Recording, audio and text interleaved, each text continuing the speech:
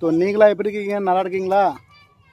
பார்த்தீங்கன்னா என் தோட்டத்தில் நல்லா தக்காளி பழம் வந்திருக்கு பாருங்கள்.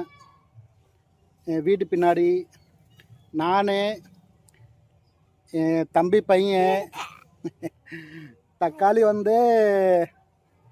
அடக்கணும். தக்காளி அடுத்து तकाली चटनी पोड़ना। हाँ देखिए मेरा बेटा क्या बोल रहा है, क्या बोल रहा है? ஷோ तो நீங்களா எப்படி இருக்கீங்க? நல்லா இருக்கீங்களா?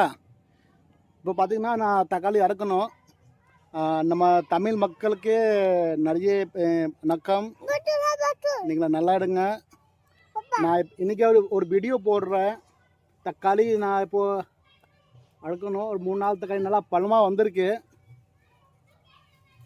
ஷோ பார்த்தீங்கன்னா இது பாருங்கள் எவ்வளோ ஸ்வீட்டாக நல்லா சவுப்பாக கலரில் இருக்குது. ஸோ ஓகே, அப்படியே நீங்கள் எங்கள் வீடியோ பாருங்கள். ரொம்ப நல்லாயிருக்கும், இன்ட்ரெஸ்ட்டாக இருக்கும். என் பையன் வாங்குகிறான்.